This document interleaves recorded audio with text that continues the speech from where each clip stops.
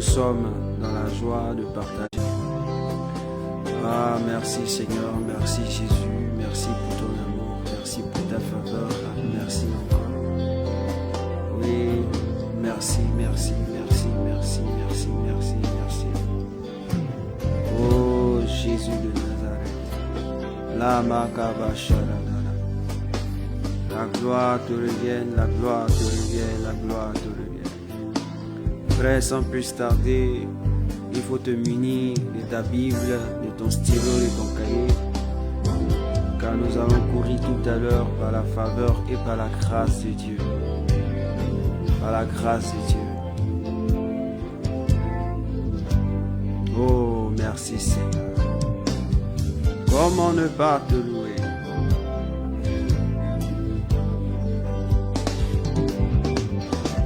Ah. On y va. Nous allons directement verset 29 à 30. Ésaïe 40, verset 29 à 30. C'est le nom de Jésus qui est glorifié et nous lisons la parole de Dieu. Il donne de la force à celui qui est fatigué. Il augmente la vigueur de celui qui tombe en défaillance. Les adolescents se fatiguent et se lassent, et les jeunes hommes chancellent. Mais ceux qui se confient en l'Éternel renouvellent leur force. Ils prennent l'envol comme les aigles. Ils courent et ne se lassent point. Ils marchent et ne se fatiguent point. Alléluia. Voici la parole de Dieu ce matin. Oui, c'est sur cette parole-là que je veux t'amener à pouvoir élever la voix pour dire merci au Seigneur. Pourquoi? Parce que c'est lui qui donne la force à celui qui est fatigué. Lorsque tu es fatigué, tu sens que ton corps n'a plus de force, n'a plus d'énergie. C'est le Seigneur qui te renouvelle. Pourquoi? Il trouve la stratégie de te faire endormir et de te permettre de pouvoir récupérer ce que tu avais perdu. C'est lui qui te renouvelle et c'est pourquoi Dieu a permis qu'il y ait le sommeil. Parce que lorsque le corps est réellement fatigué, le sommeil arrive et Dieu, par son amour, renouvelle tes forces pour que ensemble nous puissions continuer la marche. Parce que s'il ne renouvelle pas tes forces au travers du sommeil, tu ne pourras pas. C'est pourquoi quiconque ne dort pas a des problèmes d'insomnie, manque d'énergie physique. Et ce matin, je veux t'encourager à dire merci au Seigneur. Je veux t'encourager à bénir le nom de Dieu. Je veux t'encourager à dire gloire soit rendue au Seigneur, gloire soit rendue à Dieu. Bénis le nom de Dieu, bénis le nom de Jésus. Bénis le roi des rois, célèbre-le dans le nom précieux de Jésus-Christ de Nazareth. Père, je te loue, Père, je te bénis, je te célèbre pour ton amour. Merci pour ta faveur. Merci encore Dieu. Quand je t'ai fatigué, vraiment Seigneur, oh oui, c'est toi qui m'as renouvelé les forces. Quand j'avais du mal à pouvoir marcher, c'est toi qui m'as donné la capacité de marcher. Seigneur, quand il y avait du mal à me tenir, je viens dans ta présence pour t'exalter. Je viens dans ta présence pour te magnifier, car tu es digne d'adoration et d'élévation. Mon âme te loue, mon âme te bénit, Dieu de gloire, Dieu puissant. Oui, je me tiens ici, Père, pour te célébrer en ce jour, pour te rendre toute la gloire. Je dis, prie le Seigneur, dis merci au Seigneur pour la vie qu'il t'accorde. Dis merci au Seigneur pour la santé qu'il te donne. Dis merci au Seigneur pour la protection qu'il te donne. Ne ferme pas la bouche, mais parle à Dieu. Ne ferme pas la bouche et parle à Dieu. Père, je veux te bénir encore, Père, pour ton amour. Merci pour la sécurité. Merci de répondre à mes sujets de prière. Merci de m'écouter. Merci de m'exaucer. Seigneur, ce matin, je tiens à te glorifier. Je tiens à t'exalter. Dieu vivant, Dieu excellent, Dieu puissant. Comment ne pas te louer et comment ne pas te célébrer? Toi qui es le meilleur ami, l'ami merveilleux, l'ami extraordinaire, l'ami glorieux, l'ami merveilleux, Seigneur. Ce matin, je tiens à te dire merci. Je tiens à te glorifier. Je tiens à te dire merci. Seigneur, merci d'augmenter la vigueur de mes forces. Merci d'augmenter la faveur sur moi. Je veux te rendre toute la gloire. Au nom puissant de Jésus de Nazareth. La Bible déclare que notre Dieu, il est 3 fois saint. Et ceux qui doivent s'approcher de lui doivent aussi être des personnes qui sont pures de cœur, d'esprit et de corps. C'est pourquoi ce matin, élève la voix et demande pardon au Seigneur. Demande pardon au Seigneur certainement pour tes erreurs qui t'ont souillé, pour ta manière de vivre qui t'a souillé. Demande pardon au Seigneur. Demande pardon à ton Dieu. Demande pardon au Roi des Rois. Demande pardon au Seigneur des Seigneurs. Dieu vivant, Dieu excellent. Demande pardon à Jésus. Demande pardon à Jésus. Demande pardon à Jésus. Seigneur, je veux te dire merci pour ton amour. Je veux te dire merci pour ta fidélité. Je veux te dire merci pour toutes choses. Sois glorifié, sois exalté, sois élevé. Merci Père, merci Dieu vivant, merci Dieu extraordinaire. Comment ne pas te louer, comment ne pas te bénir, comment ne pas te célébrer. Qui est comme toi et qui peut se comparer à toi? Béni sois-tu, béni sois-tu, béni sois-tu, béni sois-tu. Oh my God, sois béni mon Dieu, sois célébré Yahvé. Oh Adonai, comment ne pas te louer, comment ne pas te célébrer, comment ne pas t'exalter. Louange à toi, Jésus de Nazareth. Merci Père, merci de me pardonner, merci de me purifier, merci de me laver, merci de m'accorder ton pardon Seigneur.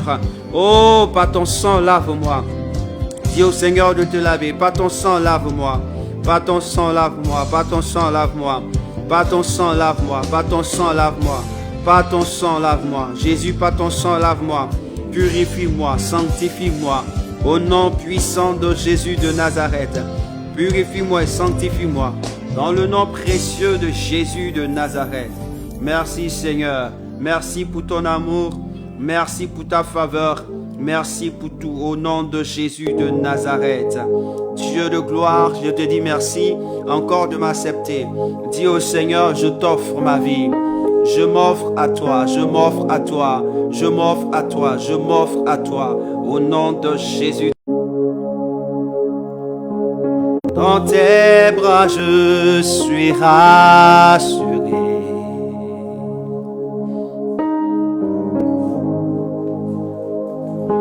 Montre-moi la voie qui me ramène à toi. Oh oui, tout pour moi.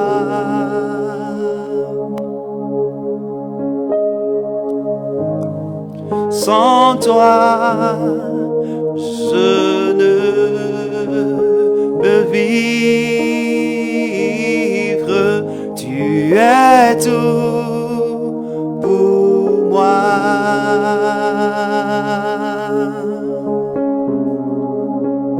Lave-moi près de toi, garde-moi près de toi. Tu es tout. C'est pourquoi nous avons besoin de ta présence, Seigneur. Oh Seigneur, encore à nouveau remplis ma vie, encore à nouveau remplis ma personne, encore à nouveau remplis mon être, encore à nouveau remplis ma personnalité, encore à nouveau remplis-moi, encore à nouveau, Seigneur, remplis-moi, remplis-moi, remplis-moi. Les rabakabasharabakoraze, les rabayade les brokara zanta la korazaya. Remplis-moi, remplis-moi, remplis-moi. Dans le nom précieux de Jésus, dans le nom glorieux de Jésus, dans le nom puissant de Jésus, dans le nom exceptionnel de Jésus. Remplis-moi, prends le contrôle mon Dieu, prends le contrôle Jésus, prends le contrôle de ces lieux, prends le contrôle de la vie de chacun, de chacune, ici et présent. Oh Seigneur, prends le contrôle Seigneur, dispose notre cœur, dispose notre vie pour l'honneur et la gloire. Lisons, il dit, déchargez-vous de tous vos soucis, car lui-même prendra soin de vous. Y a-t-il des soucis? Y a-t-il un problème de santé? Y a-t-il une situation qui te fatigue? Alors je veux t'encourager ce matin à présenter cela au Seigneur, à présenter cela à ton Dieu, à présenter cela à Jésus, à présenter cela au Roi des Rois, à présenter cela au Seigneur des Seigneurs, à présenter cela au Dieu vivant, au Dieu exceptionnel, au Dieu merveilleux, au Dieu glorieux, au Dieu merveilleux et excellent. Présente cela à ton Dieu, présente cela à Jésus, présente cela au Seigneur, présente ta vie au Seigneur. Dis-lui, Seigneur, voici, j'ai un souci, j'ai un problème. Seigneur, le corps ne m'appartient pas, le corps t'appartient. C'est pourquoi ce matin, Papa, ce corps qui ne m'appartient pas, ma vie, tu connais la vie de chacun, tu connais la vie de chacun ici présent, rassemblé. Tu sais ce que nous voulons, tu sais ce qui se passe dans notre vie, tu sais ce qui ne va pas, tu sais là où nous avons besoin de toi. Oui Seigneur, notre santé, tu la connais. Oh Seigneur, nous te prions, étends ta main, étends ta main. Oh, agis, agis pour ton amour, agis pour ta faveur, dans le nom précieux de Jésus, dans le nom glorieux de Jésus, dans le nom exceptionnel de Jésus, au nom puissant de Jésus, au nom glorieux de Jésus, au nom merveilleux de Jésus. Lara Calabra, Lore Kabakura Zatara. Seigneur, guéris-moi, restaure mes membres, restaure mon corps, là où il y a eu des défaillances, là où certainement les globules blancs ont perdu de l'énergie, renforce-les, là où les globules rouges ont perdu de la force afin de pouvoir se multiplier, renforce-les, là où, oh Seigneur, les globules blancs qui défendent mon corps ont perdu la défense, renforce-les pour qu'ils occupent leur place, les rabaka, que les symphonies, les organes, oh Seigneur, toutes petites organes, comme je peux le dire, Seigneur, dans mon organisme, oh Seigneur, sois restauré, sois restauré, sois restauré, mes reins soient restaurés, oh Seigneur, mon foie soit restauré, oui Seigneur, mon foie soit restauré, le bile dans mon corps soit restauré, oh Seigneur, que mes organes soient restaurés. Père, car ce corps t'appartient, alors restaure-le. Tu dis ça t'appartient, le corps t'appartient. Restaure-le. Dis au Seigneur de restaurer ton corps, de restaurer ton corps, de restaurer ton corps.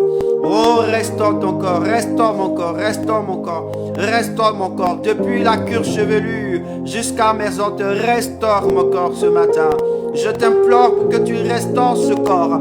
Ton corps est à toi. Ton corps n'a pas de problème. Ton corps n'a pas de soucis.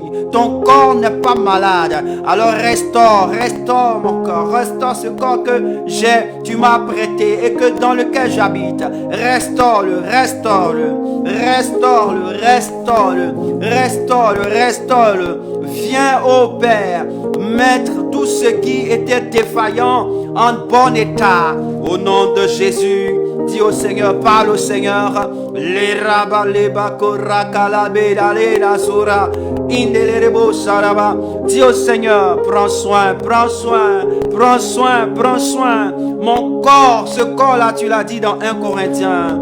Oui, le chapitre 6. Seigneur, que ce corps t'appartient.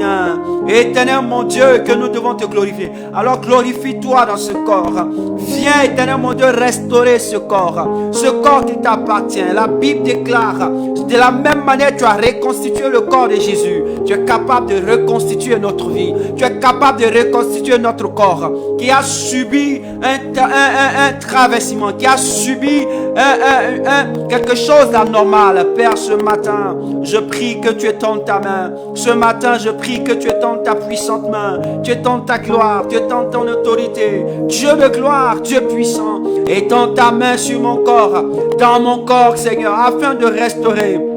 Regarde mes entrailles qui ont des problèmes. Regarde mes entrailles que tu as construit, Seigneur. Oui, fais le scanner de mon entraille. Et Seigneur, le problème qu'il y a, alors faut le chasser. détruis ce problème, déstabilise ce problème, anéantis ce problème. Dans le nom de Jésus, dis au Seigneur, parle au Seigneur, présente-toi à Dieu, présente ton corps à Dieu. La Bible dit dans 1 Corinthiens chapitre 6, le verset 20, que notre corps appartient à Dieu, notre esprit appartient à Dieu, et Dieu doit se glorifier dans notre corps. Dis au Seigneur, ce qui t'appartient, tu te glorifies. Lorsque la vie de Christ était à lui, il s'est glorifié. Il s'est toujours glorifié pour ce qui lui appartient. Dis au Seigneur, glorifie-toi. Que ce jour soit un jour nouveau pour moi. Ce jour soit une heure nouvelle. Cette heure soit un nouveau terre. Oh mon Dieu, étends ta puissante main, étends ta glorieuse main, étends ta puissante main. Seigneur, restaure mon corps. Tu connais ton corps, tu connais les problèmes que ton corps a.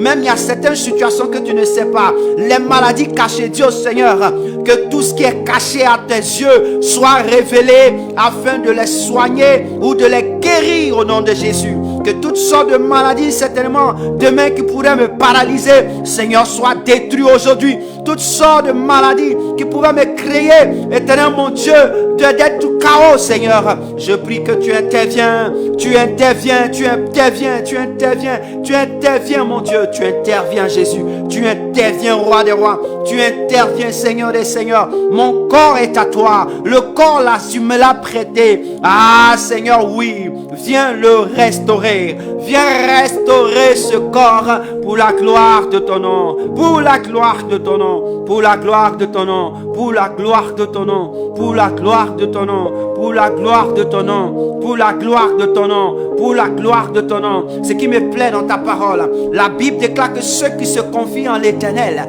renouvellent leur force. Va toujours dans Ésaïe 40. Ésaïe 40, nous parlons du verset 31. Ésaïe 40, le verset 31 dit, mais ceux qui se confient en l'Éternel renouvellent leur force. En un mot, ceux qui se confient en l'Éternel font quoi? Ils renouvellent leur vie. Ils renouvellent leur santé, ils renouvellent leurs finances, ils renouvellent leur amour. Ceux qui se confient en l'Éternel, ils renouvellent leur famille, ils renouvellent leur multiplication, ils renouvellent la fécondité, ils renouvellent la visualité, ils renouvellent leur capacité d'entendre Dieu et leur capacité de prophétiser, les capacités. Dis au Seigneur ce soir, plutôt ce matin, je me confie en toi parce qu'il y a un renouvellement dans ma vie qui doit se faire, un renouvellement dans mon corps qui doit se faire, un renouvellement dans mes entrailles qui doit se faire, un renouvellement dans ma vision qui doit se faire, un renouvellement dans mon cœur qui doit se passer, un renouvellement dans mon foyer qui doit se passer, un renouvellement dans ma vie de fécondité qui doit se passer, un renouvellement. C'est pourquoi je me confie à toi. Ah, je me laisse à toi. Je m'abandonne à toi. Tu es la solution. Parle au Seigneur ce matin. Parle au Seigneur ce matin. Ceux qui se confient en l'Éternel renouvellent force. Je t'ai défini qu'est-ce que la force. La force, c'est ce qui te permet d'exister. Or, parlant de la force, on veut parler de l'esprit. Donc ceux qui se confient en l'Éternel renouvellent l'esprit. L'esprit, c'est l'énergie. Ceux qui se confient en l'Éternel renouvellent l'énergie. L'énergie, c'est quoi? Ça produit la lumière. Ceux qui se confient en l'Éternel renouvellent la lumière dans leur vie. Ah, makalabakalaze, jekaparakoraza. Dis au Seigneur ce matin, ma vie doit connaître, subir une restauration, un renouvellement. Lamakoraba. Nous sommes toujours dans le temps, dans la semaine de Pentecôte, dans la semaine pentecôtale, comme je peux le dire, dans la semaine pentecôtale. Un mot créé, on s'en va seulement pour te dire que nous sommes dans la semaine de Pentecôte, ce qui veut dire que le Saint-Esprit est encore là, il est favorable. Alors renouvelle, dis au Seigneur, renouvelle ma vie, renouvelle ma vie, renouvelle ma vie. On a trouvé quelque chose dans tes reins, dis au Seigneur, renouvelle mes reins. On a trouvé quelque chose dans ta hanche, dis au Seigneur, cette douleur, renouvelle, renouvelle. car le corps que je porte, ce n'est pas mon corps, c'est ton corps. Tu me l'as prêté. Je vis dans ce corps pour atteindre tes objectifs, pour accomplir tes œuvres. Seigneur, renouvelle ce corps. Renouvelle ma colonne vertébrale. Renouvelle ma colonne vertébrale. Renouvelle ma colonne vertébrale. Renouvelle mon intelligence. Renouvelle la matière grise. Renouvelle ma cuir chevelue afin qu'elle donne des cheveux. Renouvelle mes yeux. Renouvelle mes yeux. Renouvelle ma bouche. Renouvelle mon langage. Renouvelle mon cœur. Renouvelle mon cœur. Renouvelle mon cœur. Renouvelle les portes de mon cœur. Renouvelle l'amour dans mon cœur. Renouvelle. Dis au Seigneur de renouveler. Mare Kabara Korasa. Dis au Seigneur, renouvelle. Renouvelle, renouvelle, renouvelle, renouvelle, renouvelle, renouvelle, renouvelle, renouvelle ma discipline, renouvelle ma discipline, renouvelle ma discipline. Ah, makarabakaraja, yedelebo sakabakabush. Oh mon Dieu, merci de me renouveler ce matin. Merci de renouveler mon plan, tous les domaines de ma vie. Le plan intellectuel est renouvelé ce matin parce que je te le confie. Je te le confie. Je te le confie. Je te le présente. Renouvelle. Tu es capable de renouveler. Tu es capable. La Bible déclare que Jésus était sorti un jour de la synagogue. Il s'est rendu chez Pierre. Et la Bible déclare qu'on lui informa. On lui donna cette information. On l'a informé. On lui donna une information. Cette information, Jésus, c'est que sa belle-mère, la belle-mère de Pierre, était malade. Il s'est penché sur elle. Il l'a regardée. Il a tenu la main. Il l'a relevée. La Bible déclare que la fièvre a disparu. Certainement dans la vie de quelqu'un, dans ma vie, il y a une fièvre quelque part. La fièvre, c'est ce qui m'empêche de pouvoir me mouvoir. La fièvre, c'est ce qui m'empêche d'avoir la joie. La fièvre, c'est ce qui m'empêche de pouvoir accomplir une œuvre. Seigneur, viens faire disparaître la fièvre. Saisis-moi de par ta main. Saisis-moi de par ta main. Dis au Seigneur, saisis-moi de par ta main. Et la fièvre va disparaître. Dis au Seigneur, la partie qui te fait mal, la partie qui est un souci, dis au Seigneur, saisis mes entrailles et la fièvre de mes entrailles disparaîtra.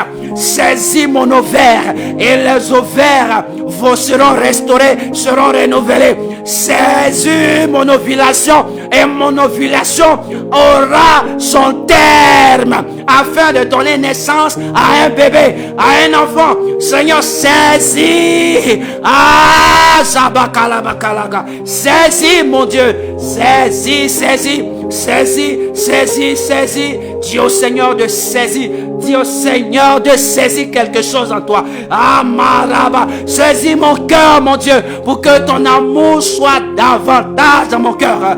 Ton amour soit davantage dans mon cœur. Ah, Makabakorase. Saisis mon esprit, pour que mon esprit te soit régulièrement connecté. Ah, saisis, saisis, saisis. Saisis, mon Dieu. Saisis, saisis. Dis au Seigneur de saisir. Dis au Seigneur de saisir. Dis au Seigneur de saisir. Dis au Seigneur de saisir. Dis au Seigneur, saisis, saisis, saisis. Le Seigneur t'écoute, il exauce ta prière. Si tu le fais avec foi, tu sortiras de cette prière restaurée. Un miracle est au devant de toi. Un miracle est présenté. Seulement confesse de ta bouche et crois avec ton cœur. Confesse de ta bouche et crois avec ton cœur. Yalla bakarabashande. Ce matin, oui, ceux qui se confient en l'Éternel renouvellent leur force, renouvelle force. Dis à quelqu'un, Seigneur, j'ai perdu la voix pour t'adorer, j'ai perdu la voix pour te louer. Ah, saisis ma gorge, saisis mon oesophage, ah, pour qu'il y ait restauration. Saisis mon oesophage, saisis mon oesophage. Dis à papa que j'ai perdu l'oreille pour pouvoir être une sentinelle, j'ai perdu les yeux pour pouvoir être une sentinelle. Alors saisis mon oreille pour que je sois la sentinelle qui attend. Saisis mes yeux pour que je sois la sentinelle qui voit. Ah, ma caraba, pour que cela soit restauré. Restaure, renouvelle-moi, renouvelle-moi. Tel que l'aigle se renouvelle, tel que l'aigle se renouvelle. Seigneur, renouvelle-moi. Ce matin, renouvelle-moi. Ya makarali.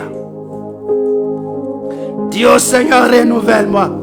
Lourabakarabachande, renouvelle-moi, renouvelle-moi, renouvelle-moi, renouvelle-moi. Mama Korazarababa, les Arabakadala Zantele, Indala Barosaria, renouvelle-moi.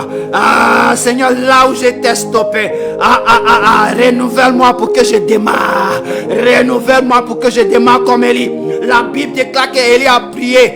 Il y a eu la pluie qui ne venait plus. Il y a eu cessation de pluie pendant 3 ans. Mais le jour il a prié dans les 3 années, après plus tard, quand il a reprié, Élie a vu qu'il y avait un nuage. Il a dit à son disciple, tu vois quoi? Il dit, je vois un nuage. Élie dit, cours quand il va pleuvoir. La Bible déclare que là, Dieu l'a saisi. Il a couru plus vite qu'un char. Il était l'homme le plus rapide. L'homme le plus rapide s'appelle Élie. Parmi les hommes, je ne parle pas de Jésus. Parmi les hommes, c'est Élie. Il était le plus rapide. En courant, il a couru plus vite. Il était celui qu'on appelle Karl Marx. Il courait plus que Usain Bolt. Il courait plus que tous. Élie le coureur. Dieu à Dieu, j'ai perdu mes jambes afin de pouvoir courir à ta gloire. Renouvelle ce matin. Renouvelle ce matin. J'ai perdu mes pieds afin de pouvoir annoncer l'évangile. Renouvelle ce matin. Renouvelle ce matin. Car il est beau les pieds de ceux qui annoncent l'évangile. Si tu as problème de pieds, comment est-ce que tu peux te déplacer? Nanana. Dis au Seigneur, renouvelle mes pieds. Au nom puissant de Jésus de Nazareth. La bakarabashade. Shamakura zabara. Linda bakura kayadala zanteda. Indele kebokarazia. Indoloro bobo sakarabakande. Et de la zakara et de la za. En maria garabasha. Dans ma maison, dans la maison de mon père, j'étais considéré. Dans la maison de ma mère, j'avais une considération, mais cela a diminué. Seigneur, renouvelle. Ah, j'étais un pilier. Seigneur, renouvelle. La makarabasha, parle au Seigneur. Décharge-toi sur lui ce matin.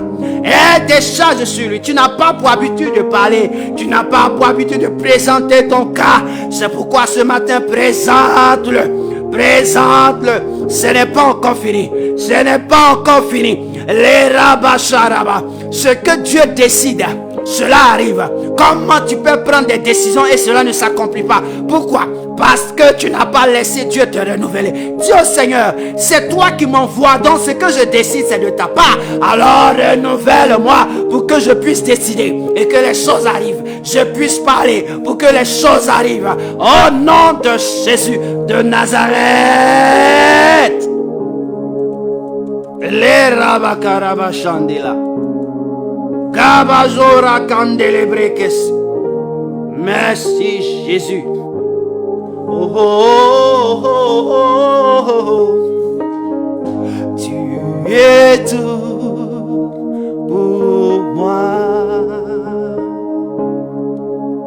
Sans toi, je ne peux vivre.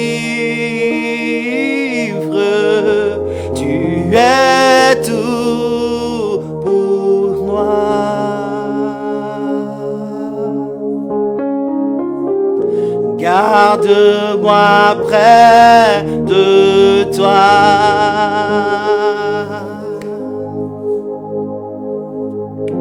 Garde-moi près de toi. Ô mon roi, garde-moi près de toi. Oh, garde-moi près de toi. Oh mon roi, garde-moi près de toi.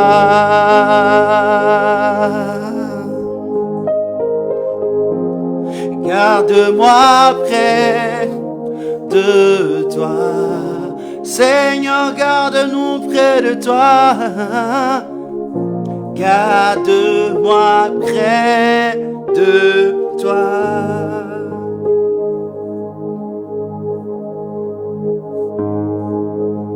Tu es tout pour moi, Seigneur. Dis, Seigneur, tu es tout pour moi ce matin. Tu es tout pour ma maison. Tu es tout pour mes enfants. Tu es tout pour le ministère que tu m'accordes. Tu es tout pour l'appel qui est sur moi. Tu es tout. Tu es tout. Tu es tout. Tu es tout. Tu es tout pour moi.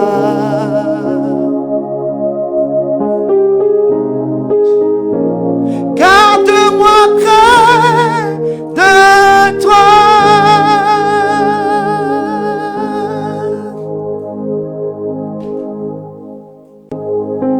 Attire-moi à toi.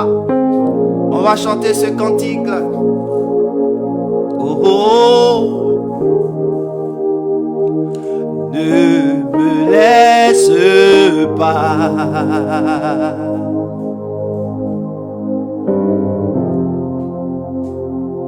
Je veux tout abandonner.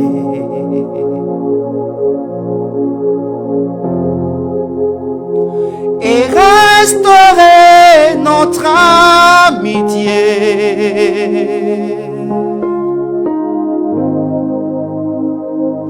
Tu es mon désir.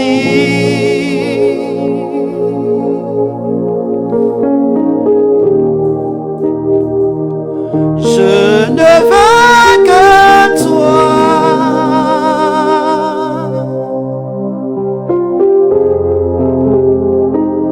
Rien ne peut te remplacer.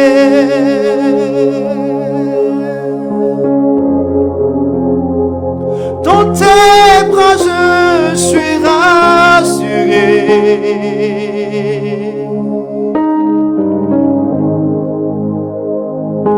Montre-moi la voie qui me ramène à toi.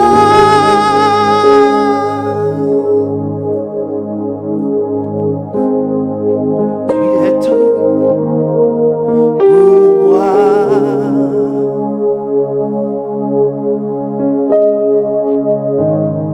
Sans toi, je ne peux vivre. Tu es tout pour moi.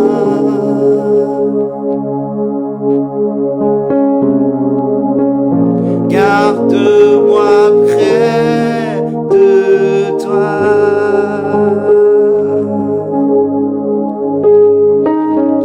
Tu es tout pour moi. Sans toi,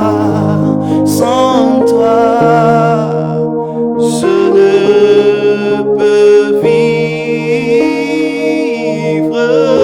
Tu es tout.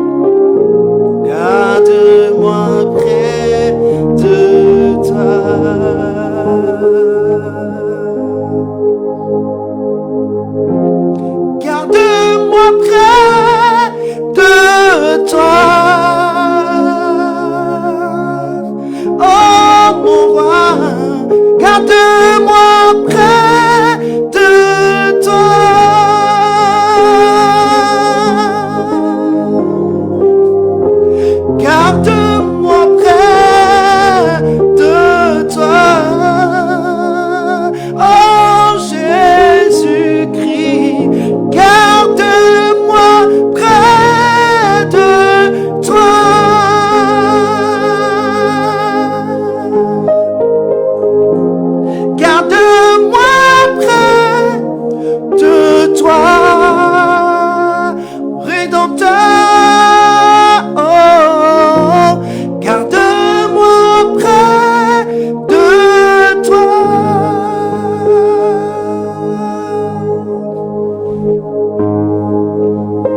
Merci Seigneur, parce que tu es tout pour moi. Et je tenais à te dire merci parce que tu interviens ce matin dans ma vie. Tu interviens dans la vie de chacun. Car la Bible déclare qu'après avoir présenté l'offrande, tu fais descendre le feu sur l'offrande. Seigneur, merci de faire descendre ton feu parce que tu approuves ces prières. Merci de donner des réponses par ton feu. Merci de donner des réponses par ton feu. Par ton feu, par ton Saint-Esprit, par ton Esprit, Dieu de gloire, Dieu puissant. Merci de favoriser les vies. Merci de favoriser les vies. Merci de favoriser la vie de chacun, la vie de chacune, la vie de chaque femme, chaque homme, chaque personne ici. Seigneur, merci pour ta grâce et merci pour ta présence. Merci Père de nous bénir. Merci car tu exauces nos prières. Je te dis merci et je te bénis au nom de Jésus. Que la gloire et l'honneur te reviennent. Jésus-Christ de Nazareth. Ah, je dirais Amen. Et je dirais bonne arrivée à tous ceux qui sont connectés, qui nous ont pris en marche. Et je veux saluer particulièrement une de mes sœurs, ma petite sœur que j'appelle effectivement Kanyege. Salut à toi Lydie, que Dieu te bénisse très longtemps et que la faveur de Dieu soit avec ton mari et toi et tes enfants. Et je profite de cette occasion de dire bonne fête à tous les pères. Bonne fête à tous ceux qui sont des pères. Que Dieu vous donne longue vie afin de voir croître vos enfants et que vous réalisez les bontés des pères sur la vie de vos enfants. Que la faveur de Dieu soit avec vous. Sans plus tarder, shalom et soyez la bienvenue. Nous allons prendre un texte que nous allons lire dans Zacharie chapitre 4. Zacharie chapitre 4, le verset 6. Zacharie chapitre 4, le verset 6.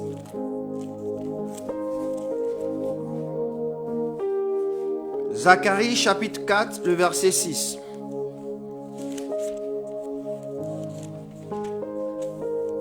Et je lis la parole de Dieu. Zacharie chapitre 4, le verset 6. Alors il reprit et me dit, c'est ici la parole que l'Éternel adresse à Zorobabel. Ce n'est ni par la puissance, ni par la force, mais c'est par mon esprit, dit l'Éternel des armées. Ce n'est ni par la puissance, ni par la force, mais c'est par mon esprit, dit l'Éternel des armées. Parole du Seigneur. Amen.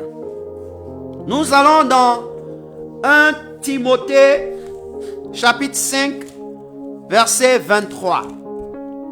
Aujourd'hui, nous lisons que un verset. Amen.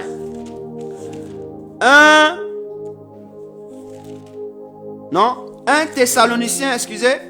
1 Thessaloniciens 5, verset 23. 1 Thessaloniciens 5, verset 23. Prenez 1 Thessaloniciens 5, verset 1 Thessaloniciens 5, verset 23.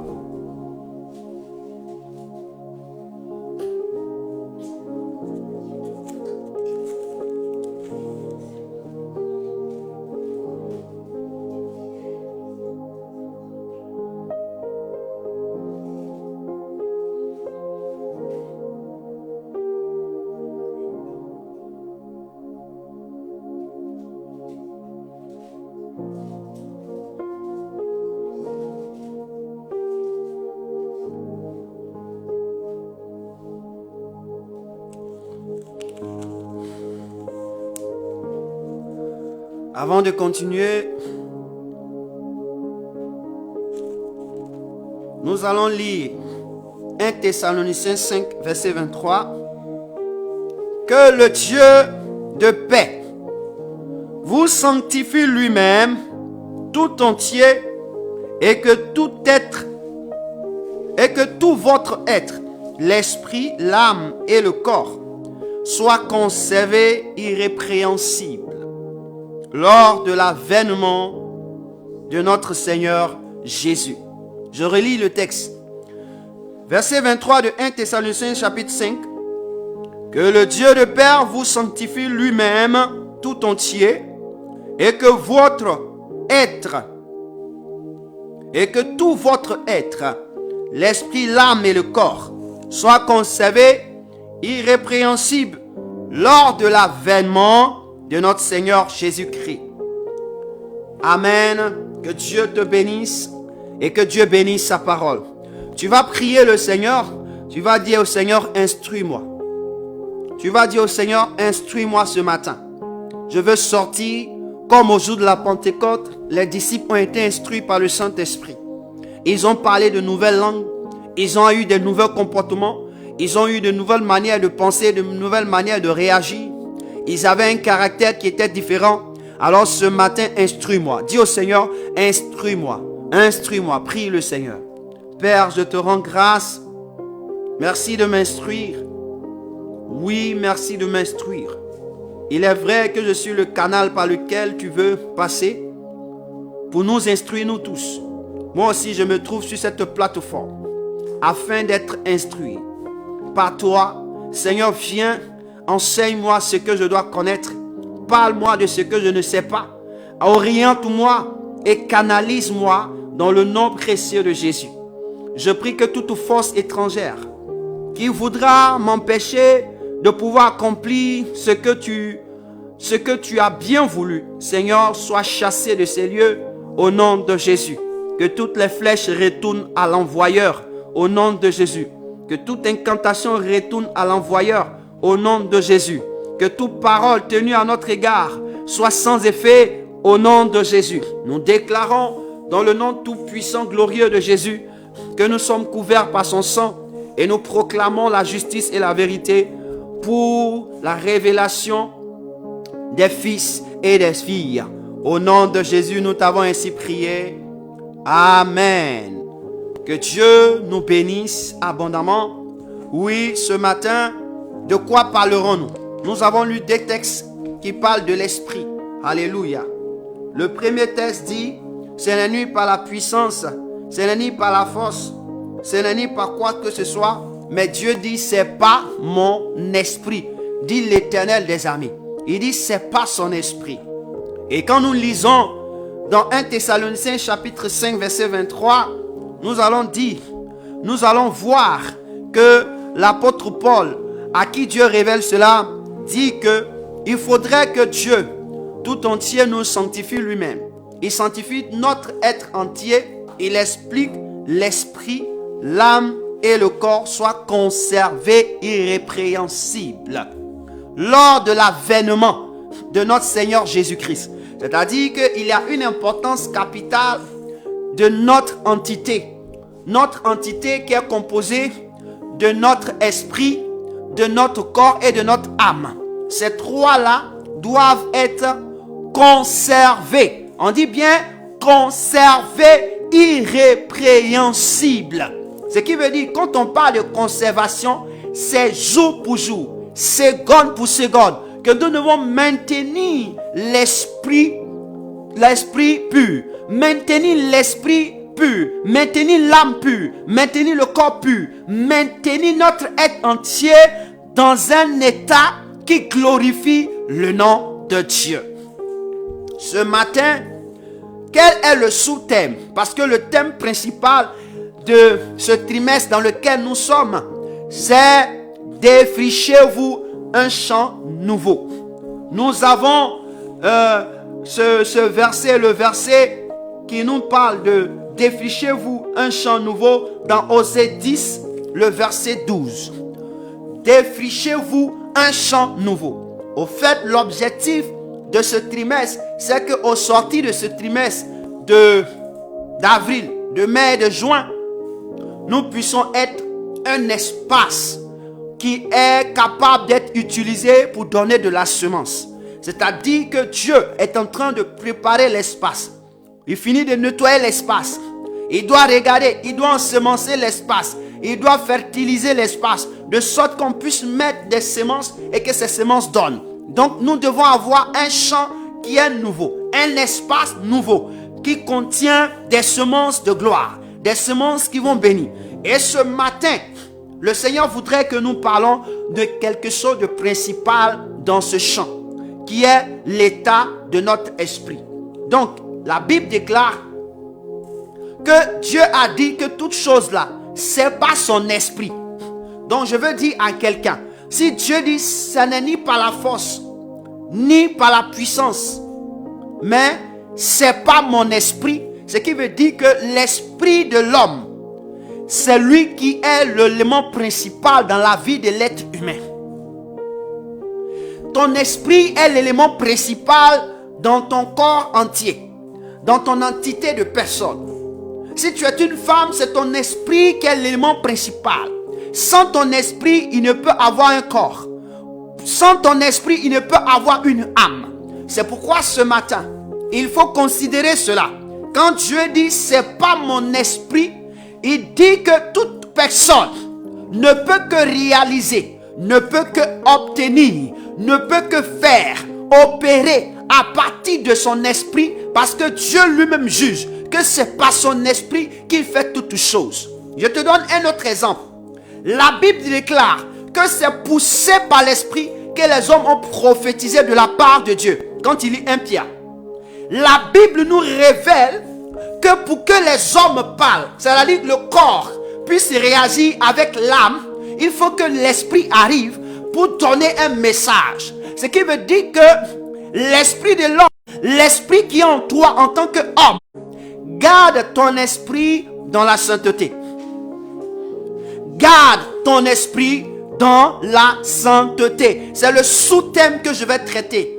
Avec ces deux textes que j'ai lus, c'est le sous-thème. Garde ton esprit dans la sainteté. Pourquoi? Aujourd'hui, les hommes pensent que les choses qui sont les plus considérées, c'est la chair, c'est le physique. Non, la Bible déclare que ce n'est pas le physique, mais c'est l'esprit. Parce que l'esprit, c'est lui qui permet au physique d'exister. Quand il n'y a pas l'esprit, le physique ne peut pas exister. La Bible déclare, au commencement, Dieu créa les cieux et la terre. On dit l'esprit de Dieu était au-dessus des eaux. On ne dit pas Dieu, on dit son esprit. On précise bien, quand on parlait de Dieu, on ne parlait pas de Dieu en tant que quelqu'un de physique, mais on parlait de Dieu en tant qu'un esprit.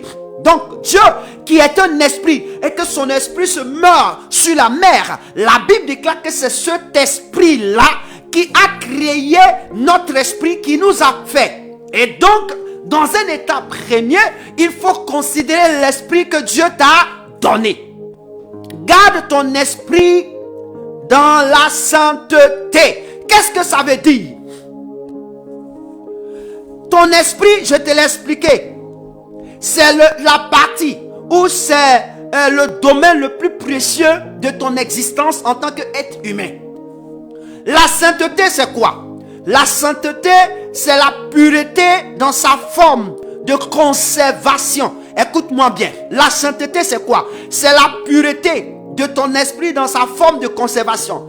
Un homme qui est saint, c'est-à-dire qu'il est pur, mais cette chose est conservée. C'est pourquoi on parle de sainteté. Pourquoi? Sainteté, c'est-à-dire quoi? On révèle, c'est-à-dire que ça se répète. La sainteté, la chose qui est sainte là, se répète chaque jour. Donc ça se conserve chaque jour. C'est pourquoi la Bible nous dit qu'il faut que notre esprit puisse être conservé dans la sainteté. Je donne une image dans la parole de Dieu. La Bible nous a instruit ceci, que lorsque Jésus, plutôt Dieu, a décidé de faire les vêtements sacerdotaux pour les sacrificateurs, il a construit ce qu'on appelle une tiare. Et cette tiare-là, Il a mis ce qu'on appelle une lame là-dessus. Et sur cette lame, qu'est-ce qu'il a fait? Il a écrit sainteté à l'Éternel. Ce qui veut dire que quoi? Dieu voulait dire que quoi? Il considère notre front, qui est la partie de notre, qui est la matière grise, qui est la tête. Il considère que notre matière grise doit être toujours saint, doit être à Dieu, doit porter sa vie de sainteté chaque fois à Dieu. C'est-à-dire que sa consécration doit être à Dieu. Je veux dire à quelqu'un, quand il a mis sainteté à l'Éternel, c'est pour dire que ton esprit, l'esprit là, ou ta matière grise là, doit avoir toujours la pureté. Doit avoir toujours la pureté pour honorer Dieu. Doit avoir toujours ce qui est saint pour honorer Dieu. Et donc, ce que l'homme doit savoir, pourquoi Dieu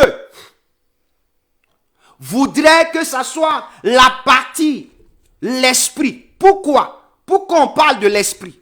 Je veux te dire, dans Job chapitre 33, verset 4, il y a 3 points par rapport à l'esprit pour que tu puisses le garder dans la sainteté. Il y a 3 points. Pour que tu puisses garder l'esprit dans la sainteté, il y a 3 points.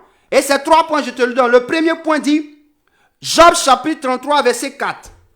Là-bas, on dit que l'homme, l'esprit de l'homme a été créé par Dieu. L'esprit de l'homme a été créé par Dieu. Donc, quand il lit dans Job, allons-y, j'aime lire aussi la parole de Dieu.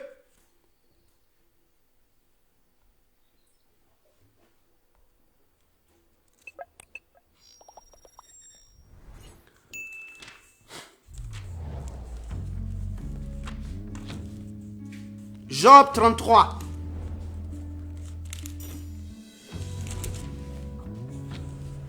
Verset 4 dit, l'Esprit de Dieu m'a créé. Et le souffle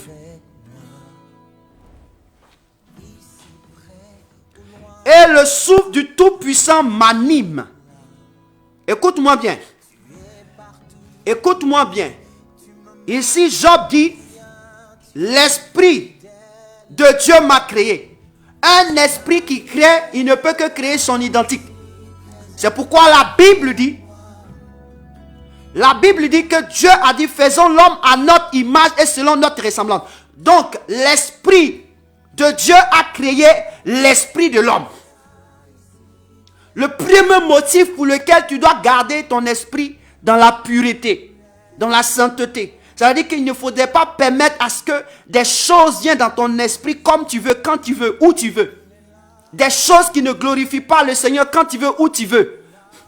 Pourquoi? Parce que c'est Dieu qui a créé l'esprit. Donc Dieu, il ne manque d'aucune information de ton esprit. 1 Corinthiens chapitre 6 verset 20 dans le Nouveau Testament, la Bible déclare là-bas que Dieu dit, l'apôtre Paul a compris que Dieu, l'esprit là appartient à Dieu. Allons-y lire. Le verset 20, il dit 1 Corinthiens 6 verset 20, car vous avez été rachetés à un grand prix. Glorifiez donc Dieu dans votre corps et dans votre esprit qui appartient à Dieu. Qu'est-ce qui appartient à Dieu? Ton esprit. C'est juste pour dire que, puisque c'est lui qui a créé sa chose, ça lui revient de droit. Ça porte son nom. Ça porte sa marque.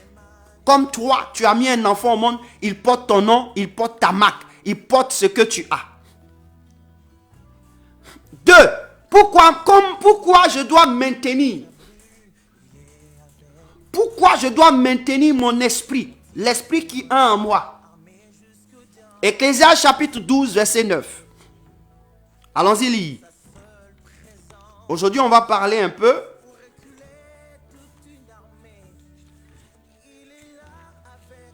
Ecclésiaste 12,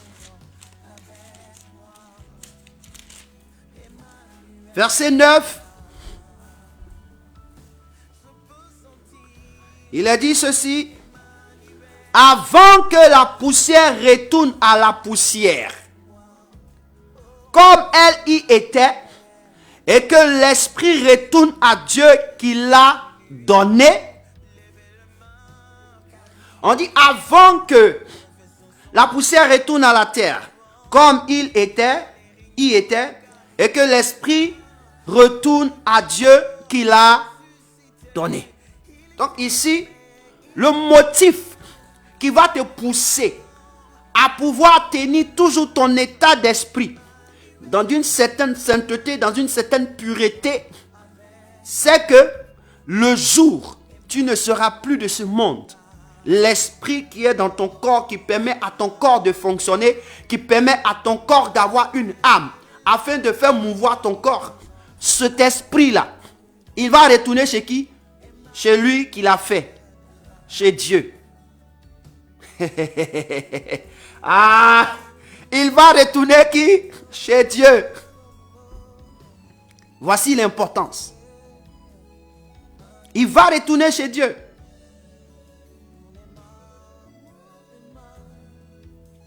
Il va retourner dans sa maison principale. C'est pourquoi quelqu'un pouvait dire, un jour, il était à la croix avant de rendre l'âme. Il a dit, Seigneur, je remets mon esprit entre tes mains. C'est-à-dire que quoi? Le gars savait que l'esprit là devait repartir à la maison. Je veux dire à quelqu'un, tu penses que tout se passe sans que tu ne retournerais à la maison. Tu vas partir un jour à la maison. Maintenant, la troisième des choses qui va t'amener à comprendre qu'il y a importance capitale à garder ton esprit dans une pureté. Quelqu'un va me dire, mais comment je peux reconnaître, comment garder mon esprit? De la manière tes pensées fonctionnent dans ta tête. Comment sont tes pensées? Le flux de tes pensées là. Si c'est négatif, si ça te détruit, ce sont des choses qui ne glorifient pas le Seigneur. Tu dois avoir un état de sentiment pur, un état de sentiment de pensée qui puisse refléter Dieu. Pour comprendre ton esprit, l'esprit qui est en l'homme, il faut voir tes pensées. Le troisième, c'est Ecclésiaste chapitre 12, verset 1 et le verset 16. La Bible déclare ce qui va nous pousser. Jeune homme, réjouis-toi dans ta jeunesse. Livre ton cœur à la joie pendant les jours de ta jeunesse. Marche dans les voies de ton cœur et selon les regards de tes yeux. Mais sache que tout cela, pour tout cela, Dieu t'appellera en jugement. Mon frère, Dieu ne va pas appeler ton corps en jugement, ni ton âme en jugement. Dieu va appeler ton esprit en jugement. Le verset 16, lit dans Ecclésiaste chapitre 12, on dit, car Dieu amène toute œuvre en jugement. En un mot, toute œuvre que lui, il a fait.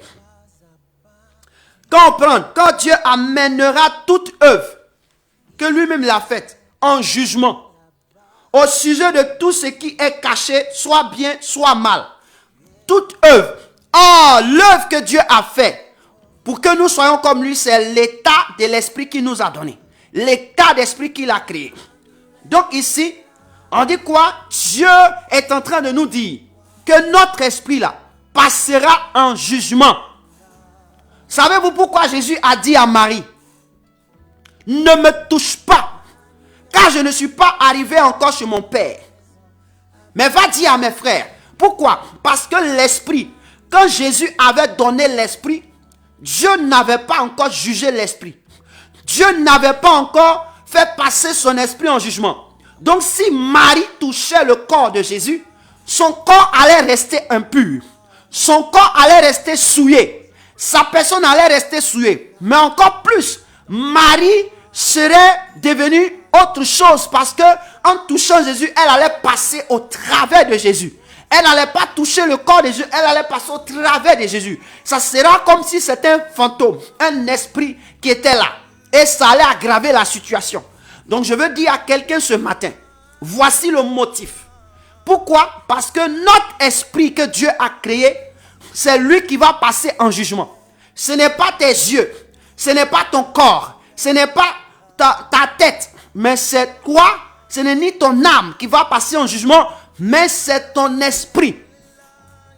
Parce que c'est l'élément principal que Dieu a créé pour contrôler le physique, pour contrôler toutes choses, pour être à l'information parfaite de notre vie. Et donc Dieu ne peut que juger ce qu'il a créé qui est égal à lui. La seule chose en nous qui est égale à Dieu, c'est l'esprit. La seule chose en nous qui correspond à Dieu, c'est l'esprit. Donc c'est à partir de l'esprit. Mon frère, quel est le fruit de tes pensées? Comment tu penses? Quand tu penses, qu'est-ce que tu penses? De quoi penses-tu? C'est là le Seigneur nous parle. Il dit, garde ton esprit dans la sainteté. Nous sommes dans l'atmosphère où quand tu entends des nouvelles, tu ne peux pas permettre à ta pensée d'être impure. Il faut garder ton esprit dans la positivité. Amen. Donc voici les 3 points.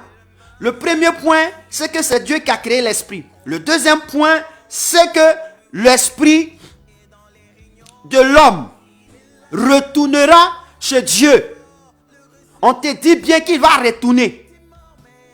Et troisième, c'est que quand il retourne là, il retourne pourquoi? Pour être jugé. Parce que Dieu l'a fait sortir. Dieu va le faire retourner et Dieu va le juger afin de le laisser ou le condamner. Donc voici les 3 choses. Ce qui doit t'amener chaque fois à avoir des pensées pures, des pensées nobles, des pensées qui glorifient le Seigneur. Maintenant, que faire pour garder l'esprit dans la sainteté? Que faire pour garder ton esprit dans la sainteté? Il y a 3 choses que je vais te défendre de faire. Il y a 3 choses que tu dois chaque fois rejeter. Que ton esprit, chaque fois que ces choses doivent arriver, il faut te mettre dans la tête que cela là, c'est ça qui va te souiller l'esprit. Un jour, Jésus disait à ses disciples et aux pharisiens, il disait plutôt aux pharisiens, mais ses disciples étaient là. Il disait, vous tenez le pot. Voyez-vous, je vous présente ce verre. Vous voyez, il y a de l'eau dedans. Vous nettoyez le verre. Mais dedans, vous ne nettoyez pas. Ce n'est pas ce qui est dehors qui souille, mais c'est ce qui est dedans là, qui souille tout ça. Amen. Juste pour te faire comprendre quoi? Jésus voulait nous faire comprendre que ce n'est pas ce que nous mettons dans notre bouche qui va nous souiller, mais c'est ce qui sort de nous qui nous souille. Parce que ce qui sort de nous vient de notre état d'esprit. Ce qui vient de notre état d'esprit, c'est ce qui nous détruit. C'est ce qui nous anéantit. C'est ce qui détruit notre vie. Et donc, il y a 3 points que je veux donner par la grâce de Dieu, que tu dois te saisir de ne pas faire. Parce que si tu as ces 3 comportements, ces 3 caractères, ces 3 habitudes, mon ami, tu es disqualifié d'avance. Tu es disqualifié d'avance. Parce que Dieu ne trouvera jamais tes pensées pures. Il ne trouvera jamais tes pensées pures. Et le jour où tu vas sortir de ce corps, l'esprit qui sort de ton corps, qui retourne chez Dieu, Dieu va le condamner. Parce que c'est ce que Dieu n'aime pas. L'esprit de l'homme doit ne pas. Proverbe 18, verset 14. On va lire Proverbe 18, le verset 14.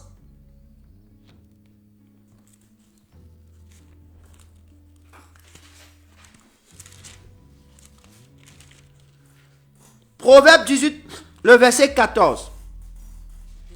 L'esprit de l'homme le soutient dans la maladie, mais l'esprit abattu, qui le relèvera? Ici, la Bible nous dit, l'esprit de l'homme le soutient dans la maladie. Voyez-vous, ce n'est pas ton âme qui te soutient dans la maladie. Ce n'est pas ton corps qui te soutient dans la maladie, mais c'est quoi? L'esprit qui est en toi qui te soutient dans la maladie. Et puis la Bible déclare, mais l'esprit abattu, qui le relèvera? Imagine, le corps est malade. Lui qui doit relever le corps malade, c'est l'esprit. Et cet esprit-là, il est abattu. Il est dans l'abattement. Abattu, ça veut dire quoi? Découragé. Il n'a plus de sens de vie. Découragé, abattu. Il est abattu.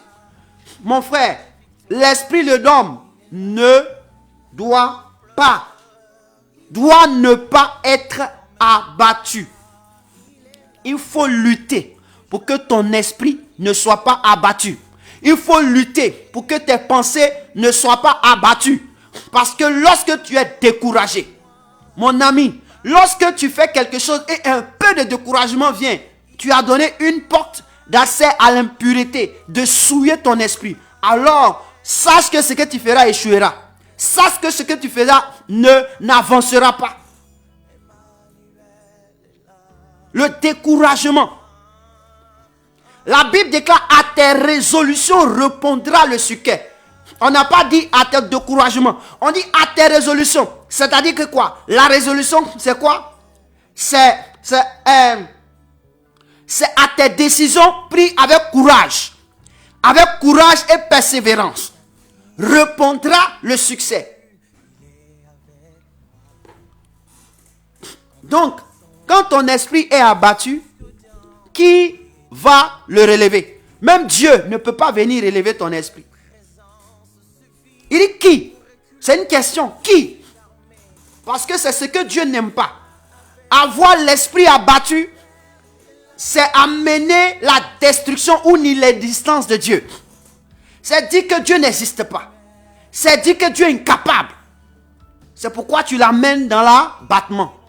Et donc, lorsque tu vois que ton esprit ou tes pensées commencent à avoir ce caractère, directement souviens-toi que l'homme de Dieu a dit, je dois éviter l'abattement. Je dois être découragé de par mon esprit.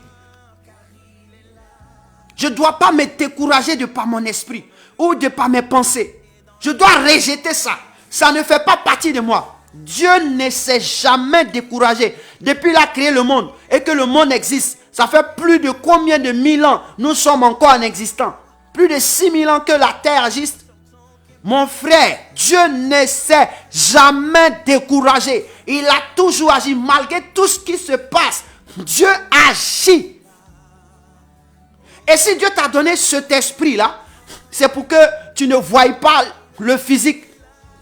Tu ne regardes pas au physique. Parce que c'est le physique qui envoie le découragement. Tu ne regardes pas au physique. Mais que tu gardes ton esprit dans la résolution ferme de toujours garder Dieu dans ta pensée. Dieu est capable. Dieu est capable. Ne te dis pas que Dieu est incapable. Lorsque tu commences à te dire que Dieu est incapable, c'est impossible. C'est impossible de le faire, c'est impossible. Alors, tu es en train de donner l'ouverture à la porte de l'abattement.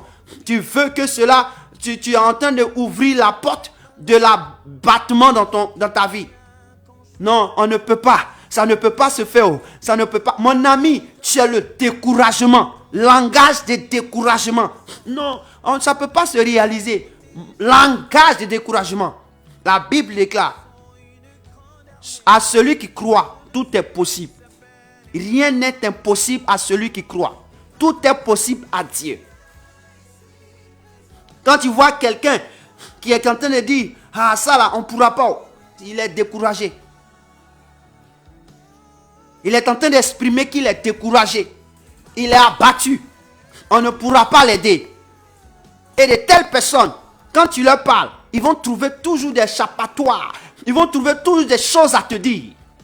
Si tu ne gardes pas ton esprit hors de l'abattement, mon frère, cet esprit-là, Dieu l'a déjà jugé. Il n'est pas dans la sainteté. Ça n'a rien à voir avec les films que tu regardes. Ça a à voir avec ça. Les situations que tu vis. Quel est l'état de ta tête ou l'état de ton esprit? On t'annonce une nouvelle. Quel est l'état de ton esprit? Tu apprends une nouvelle. Quel est l'état de ton esprit? Tu as fait un examen. On t'annonce le résultat. Quel est l'état de ton esprit? Le Seigneur voudrait que tu gardes ton esprit dans la sainteté. Alors, ce message veut que tu comprennes ça. Parce que, comment est-ce que les disciples ont pu opérer avec l'esprit? C'est parce qu'ils ont compris ça, qu'ils ne doivent pas s'abattre. Pour qu'ils puissent opérer dans la dimension de Dieu, l'esprit ne devait pas s'abattre. Parce que si l'esprit s'abat, qui va te relever? Ça veut dire que tu es couché. Quelqu'un qui est dans l'abattement, il est couché. Quelqu'un qui est dans l'abattement, c'est comme quelqu'un qui est mort. Il faut le réveiller. Il faut le permettre, il s'est paralysé. Donc l'abattement paralyse. L'abattement te fait coucher. L'abattement t'arrête. Ça te met en feu rouge. Ça veut dire que tu es en feu rouge. Tu ne peux plus bouger. Et dans ça, si tu fais des prières, mon ami, ça n'exauce pas. Les prières ne viendront pas à l'existence. Donc quand tu imagines que avoir un esprit d'abattement, c'est comme si tu es mort. C'est comme si tu es au feu rouge, tu es bloqué. C'est comme si tu es lié. C'est comme si tu es couché. Est-ce que quand tu dors, quand tu es en train de ronfler, là, tu sais ce qui se passe? On peut te bouger pour te déplacer n'importe où. C'est ce que ton esprit est. Oh, la Bible déclare que l'esprit de Dieu fait quoi? Se mouver au-dessus des eaux. Donc ton esprit doit être capable chaque jour de sa vie à se mouvoir, à se mouvoir, à se mouvoir, à se mouvoir. Mais ton esprit est où? Il s'est arrêté. Il ne bouge plus. On l'a arrêté. On l'a arrêté. C'est pourquoi un jour Paul a dit, mais attendez. Mais vous étiez en train de courir. Mais qu'est-ce qui s'est passé pour que vous puissiez vous arrêter? Je suis en train de paraphraser. Qu'est-ce qui s'est passé pour que vous puissiez vous arrêter? L'Esprit de Dieu travaille. Il est en mouvement. Mais à cause de l'abattement, ton esprit s'arrête. À cause de l'abattement, ton esprit est au feu rouge. À cause de l'abattement, ton esprit ne peut plus rien faire. Et de telles personnes, quand ils élèvent la voix vers Dieu, Dieu n'exauce pas leur prière. Et c'est ce qui fait qu'il y a beaucoup de chrétiens. Il y a beaucoup d'enfants de Dieu. Il y a beaucoup je dis chrétiens, enfants de Dieu, ils comprennent ça. Il y a beaucoup d'enfants de Dieu et des soi-disant chrétiens qui n'ont jamais un exaucement de quelque chose. Pourquoi? Parce qu'ils sont considérés comme des personnes qui sont dans l'abattement. Je donne cette image et puis je vous donne le deuxième point que tu dois éviter. Un jour, Jésus vient trouver un paralytique. Il lui demande, regardez, il lui demande, tu veux être guéri? Il dit, je n'ai personne. Est-ce qu'on t'a posé question pour dire que je n'ai personne? Qui t'a dit que tu n'as pas personne? Si tu n'avais pas personne, est-ce que moi j'allais me présenter? Comment quelqu'un vient te dire, tu veux guérir? Et puis tu dis, je n'ai personne. Mais lui qui est venu te poser la question, c'est qui pour toi? Et puis il vient te poser la question. Il dit, je n'ai personne. Quand Jésus lui dit, tu veux guérir? C'est comme ça quelqu'un qui est abattu, qui est dans l'abattement raisonne. C'est-à-dire que tu lui poses une question qu'il doit répondre. Vous savez comment il fait? Il te dit les choses que tu lui as pas demandé. Jésus l'a regardé, il dit, prends ton lit, lève-toi et puis va. On dit, il s'est levé, il a pris son lit et puis il est parti. Parce que c'était la personne qui était pour lui. Lui dit, il n'a personne, mais Jésus savait que c'était lui qui était la personne pour lui. Quand tu ne sais pas qu'il y a une personne pour toi, tu dis tu n'as personne. Et de telles paroles, pour dire moi je n'ai personne, c'est un découragement. C'est un abattement. Tu as quelqu'un. Tu as quelqu'un qui s'appelle Jésus. Enlève ce langage et dis je n'ai personne.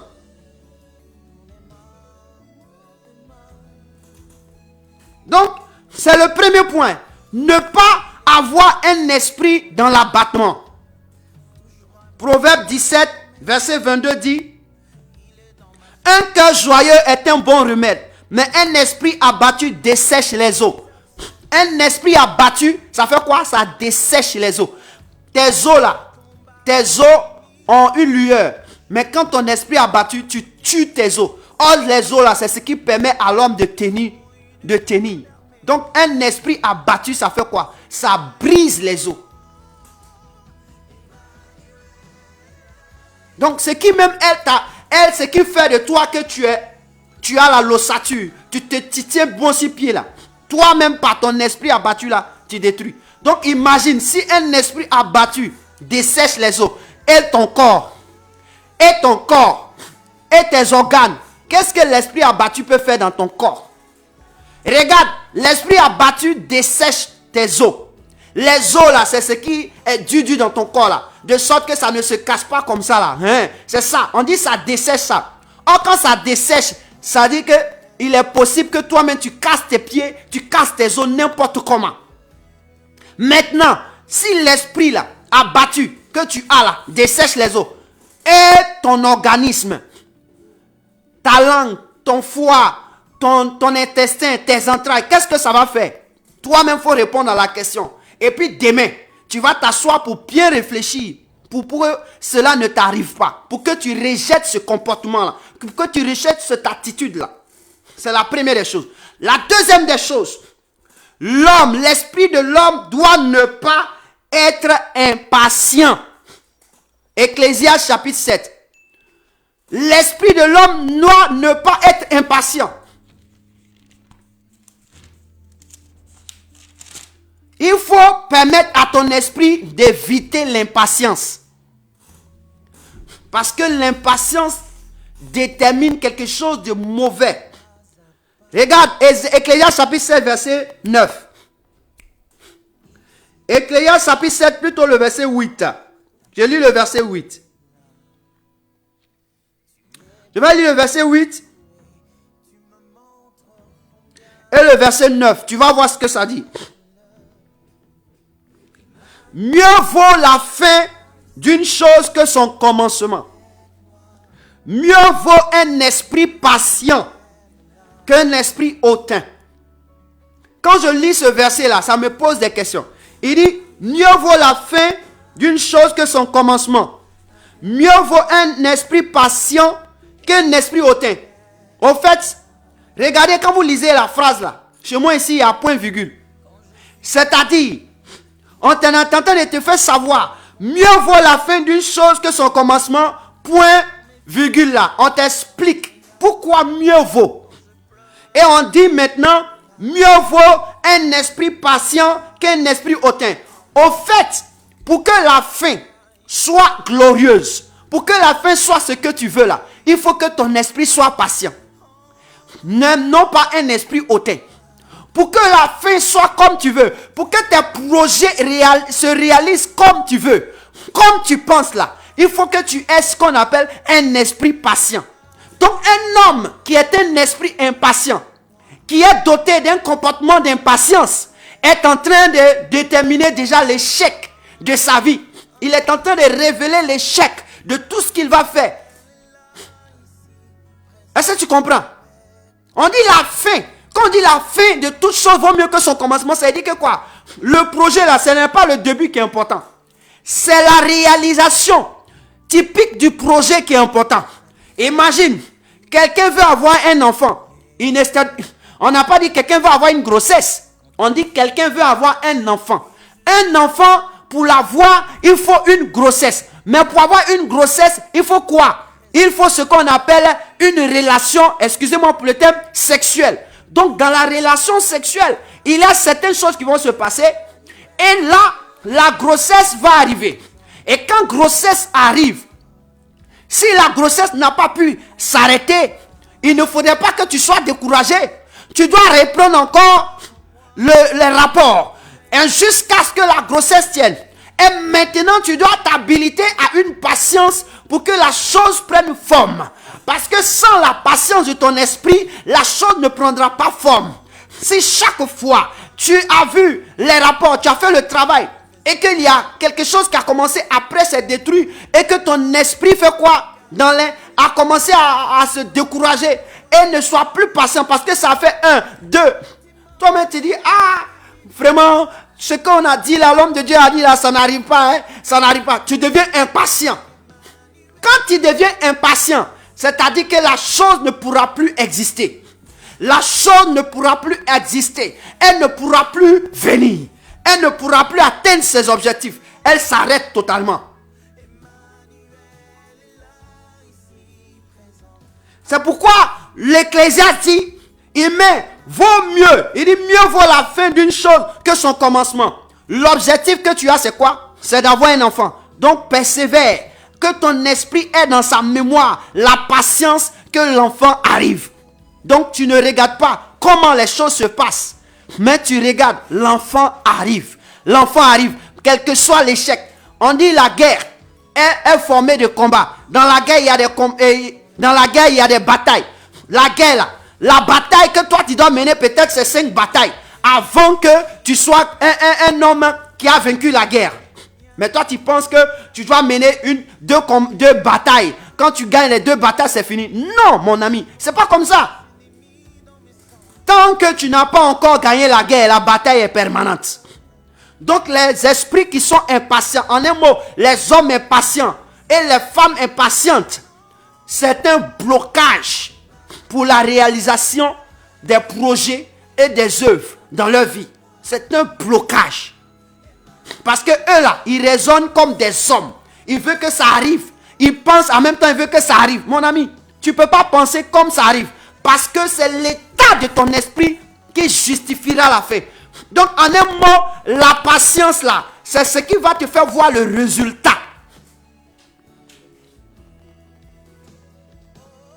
C'est pourquoi la Bible déclare que la foi est une ferme assurance des choses qu'on espère. On espère, l'espérance. Quand on parle d'espérer, c'est-à-dire que quelqu'un a la patience en longueur de journée, en longueur d'existence. Il a la patience. Les choses qu'on espère, une démonstration de celles qu'on ne voit pas. Un esprit patient, c'est un esprit qui a la foi en Dieu. Parce qu'il est patient. Il est patient. Il est conséquent. Il est conséquent. Il est focalisé. Quand quelqu'un est patient, il a quelque chose devant lui qu'il voit. Ce qui fait qu'il ne se trouble pas. Ce qui fait qu'il ne regarde pas à gauche. Même pour les autres, ça fait bien. Lui, il s'en fout. Il est patient. Quand tu lui demandes, il dit, moi, j'attends le Seigneur. Attends, toi, tu attends le Seigneur. Venir bientôt du Seigneur, c'est pas encore venu. Depuis on est né là. Le Seigneur du vient n'est pas encore venu. Toi encore, tu attends le Seigneur. Oui, moi, j'attends le Seigneur. Ceux qui ont parfois le langage, j'ai dit, faut attendre. Tu as duré là. Faut pas faire, hein, tu as duré là. Mon ami, la patience doit régner. On dit ça fait partie de l'état de l'esprit. L'esprit a besoin de patience. On parle des fruits de l'esprit et dans les fruits de l'esprit, on le cite. La patience fait partie des fruits de l'esprit. Donc, le fruit que l'esprit, tu dois avoir pour que demain, lorsque ton esprit retournera chez Dieu, Dieu ne puisse pas te toucher en te condamnant, en te jugeant pour te condamner. Il faut que tu sois patiente. Tu sois patient. Il faut que tu regardes. C'est pas comme tu as parlé avec lui. Il a dit, il a compris, comme il n'a pas encore fait. Tu es sur lui, tu es sur lui, tu es sur lui. Tu n'es pas patient. Tu es rempli d'impatience. Et cela te fait emmerder les gens. Cela te fait emmerder ton conjoint, emmerder ta conjointe, emmerder les frères, les sœurs. Tu les emmerdes, tu les opportunes parce que toi-même là, tu es impatiente. Et ça coupe. Ça veut dire que ça ne permet pas la réalisation. Parce que l'Ecclésiaste dit, mieux vaut la fin d'une chose. Oh, mieux vaut la fin d'une chose. Si tu es impatiente, on dit, c'est que la chose n'existera même plus même. Voici un caractère que tu dois bannir de ta vie. C'est-à-dire que quand tu vois que l'impatience est en train de prendre la forme dans ta vie là, il faut commencer à gêner. Il faut commencer à prier. Il faut commencer à chasser cet esprit d'impatience là.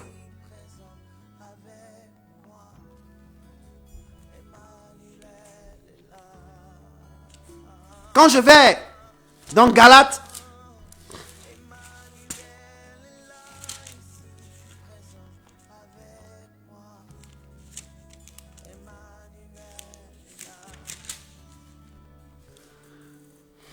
dans Galates chapitre 5 verset 22, mais le fruit de l'esprit, c'est l'amour, 1, la joie, 2, la paix, 3, la patience, 4. Vous savez, chaque mot a sa place lorsque Dieu les donne. La patience est au 4e point. La patience, dans le fruit de l'esprit, c'est le point de la stabilité. Un homme qui est stable spirituellement est patient. Donc une femme ou un homme qui est instable spirituellement, il n'est pas... Ça veut dire que quoi? Qui est instable spirituellement, ça veut dire qu'il n'est pas patient. Notre patience démontre notre stabilité. C'est ce qui fait que Jésus disait un jour, lorsque un homme bâtit la maison dans le sable, lorsqu'il y a les vents et les marées, la maison sera emportée. Mais lorsqu'un homme bâtit sa maison sur le roc, lorsqu'il y a les vents, les marées, la maison tiendra. C'est ce qu'on appelle la patience. La patience te permet de tenir. La patience te permet de tenir. Lorsque tu n'as pas de patience, tu entres rapidement dans l'esprit d'abattement. C'est-à-dire que tu te décourages. Lorsque tu n'as pas de patience, en même temps, tu es découragé. Et tu tues tout. Je veux t'exhorter à pouvoir être patient. Que ton esprit soit patient. Que tes pensées soient patientes. Les choses qui se passent autour de toi ne doivent pas attirer ton attention sur certaines choses, mais ne doit pas t'envoyer à l'impatience. Quand tu deviens impatient, tu deviens un esprit qui énerve Dieu. Parce que la Bible déclare que lorsque l'Esprit de Dieu se mouvait au-dessus des eaux, il se mouvait avec patience. On n'a pas dit l'Esprit de Dieu se mouvait au-dessus des eaux en même temps qu'il a créé. On dit il se mouvait. Il s'est fait voir, il se mouvait. Et après la Bible déclare que on dit Dieu dit que la terre soit et la terre fut. On dit Dieu dit, Dieu dit, Dieu dit, Dieu dit, Dieu dit. Donc l'Esprit de Dieu qui se meurt. Si ton esprit est en mouvement, tu dois avoir la patience. Donc éradique de ton esprit l'impatience. Et dans ton langage l'impatience. Quelqu'un qui est impatient. Ah, le gars là aussi, il a trop duré. Ah, moi aussi j'ai fait. C'est toi toujours tu as fait. C'est toi toujours tu ne peux pas attendre. Pourquoi tu es si impatient, impatiente comme ça? Ça relève que spirituellement, tu es mal en point. Ça relève que spirituellement, tu es perdu. Et de telles personnes, le diable entre facilement dans leur vie. L'impatience. Je te donne l'image que le Seigneur me donne. Il est à cause de l'impatience des fils de Séva. Ils ont vu Paul chasser les démons. Ils étaient tellement impatients qu'ils ont voulu faire comme Paul. Sans savoir pourquoi Paul le fait. Sans savoir qu'est-ce qui amène Paul à le faire. Sans savoir sur quoi Paul s'appuie pour le faire. Ils ont pris un fou, ils l'ont mis dans la maison. Ils disent qu'ils vont chasser son démon. L'impatience, ça les a envoyés à devenir des fous ambulants. Je veux te dire, ton impatience va t'envoyer à faire des échecs. À avoir des échecs sur des échecs. À gâter, à détruire ta vie. À prendre des décisions qui vont te détruire. Quelqu'un qui est impatient. Quelqu'un qui est impatient. Il veut voir. C'est-à-dire qu'il se trouve dans un lieu où lui veut voir les choses se réaliser comme lui pense. Mon ami, quand tu es dans un lieu, tu ne peux pas voir les choses se réaliser comme toi tu penses. Les choses qui doivent se réaliser comme eux ils pensent. Et toi, tu dois être dans la patience. Et c'est dans ta patience que tu peux améliorer. Mais comme tu es impatient, ça te permet de prendre des décisions. Aujourd'hui, tu ne vois pas l'ampleur. Écoute-moi, un mois après, tu vas voir l'ampleur de la décision que tu as prise. De la décision que tu as prise, tu vas voir l'ampleur. Parce que ton impatience te fait prendre des engagements ou des décisions que aujourd'hui, ça va te fatiguer. Et même, ça peut fatiguer ton conjoint, ta conjointe. Ça peut fatiguer tes enfants. Le troisième point que tu dois te débarrasser de ça. Ecclésiaste chapitre 7, verset 9 dit: ne te hâte pas. Ne te hâte pas en ton esprit de t'irriter. Car l'irritation repose dans le sein des insensés. On dit l'irritation repose dans le sein des insensés. Un homme qui aime matin, midi, soir se fâcher. Une femme qui aime matin, midi, soir se fâcher. C'est pas une femme qui est sage. Elle est sans sagesse. C'est une femme problématique. C'est une femme ou bien un homme problématique. Parce que lui, c'est irritant. C'est-à-dire que lui, il ne peut pas passer sa journée sans se fâcher. Sans être en colère. Tu le vois même, quand il se réveille même là, tu vois que c'est colère. Tu le vois dans la journée, tu vois que son visage est colère. C'est-à-dire que lui, il ne vit que la colère. Il est toujours irrité. Il est toujours celui qui est fâché. Ce genre de personnes, ce sont des hommes qui sont insensés. C'est-à-dire que Dieu dit que c'est plus la peine. Or, un homme insensé, là, il ne peut pas arriver chez Dieu. Dieu l'a condamné déjà. Une femme insensée. Mon ami, ce caractère ou ce comportement-là, selon que tu veux, il faut le définir comme tu veux. Je peux le dire que c'est une habitude, un caractère, c'est un comportement. Il faut l'enlever dans ton esprit. Ton esprit doit ne pas avoir ça. Toujours tu es fâché. Ça veut dire que tu n'es pas intelligent. Quelqu'un qui est toujours fâché, il n'est pas sage. Parce qu'il est tout le temps fâché. Il fait toutes choses dans quoi? Dans fâché, dans la colère. Tu as une fois vu que la justice de Dieu est accomplie dans la colère. La Bible déclare que la justice de Dieu ne s'accomplit jamais dans la colère. La justice de Dieu s'accomplit dans l'amour. Quand Dieu est en colère, c'est pour détruire. Toi, tu es toujours colérique. C'est toi toujours, on te fait fâcher. C'est toi toujours, on te parle, tu penses qu'on t'a mal parlé. Toujours.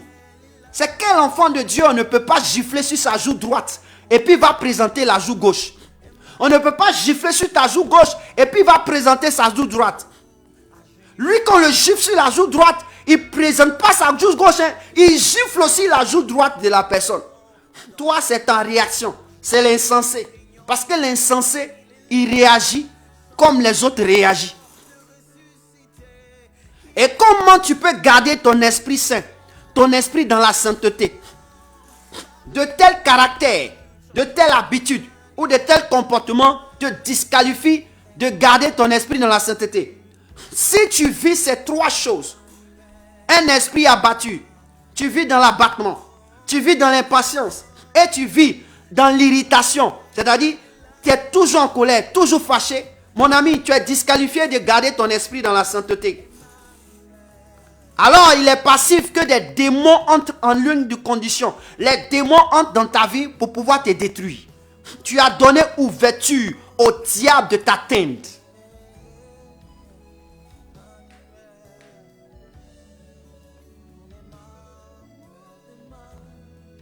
Je crois que je me suis fait en comprendre. Parce que celui qui est dans la colère, c'est celui qui est capable de devenir un sorcier la nuit pour détruire la vie de son frère. Parce que tellement il est colérique, dans son esprit il projette des choses. Et ces choses qu'il projette, même s'il ne l'a pas dit, cela va se réaliser parce que son esprit a projeté ces choses. Les sorciers là, c'est parce qu'ils ont été offusqués quelque part et fâchés, on les a proposé quelque chose et ils se sont donnés à la sorcellerie. Donc c'est une porte d'entrée de la sorcellerie.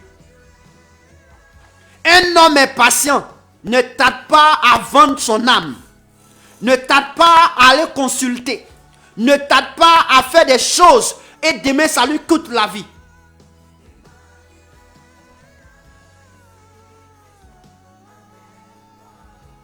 Voici pour tenir, je te donne ces trois choses. Je dis bien, je donne ces trois choses qui vont t'aider à tenir ton esprit dans la sainteté. Vous savez, Dieu a dit comment on appelle, Aaron et ses enfants, je vous ai choisi comme des serviteurs pour diriger le sacerdoce. Quand quelqu'un va mourir là, vous ne devez pas être abattu. Hein. Vous ne devez pas toucher le corps. Votre histoire de cérémonie, non, vous n'êtes pas dedans. Qu'est-ce qu'il était en train de dire? Il était en train de dire, mon ami, je ne veux pas te voir avoir ton esprit abattu. Je ne veux pas avoir ton esprit abattu. C'est pourquoi lorsque Dieu même a tué le fils d'Aaron, Moïse a dit, tu as entendu ce que Dieu a dit, il ne faut pas pleurer, il ne faut pas être abattu. Si tu es abattu là, mon ami, tu as chaud avec Dieu. Lis ta Bible.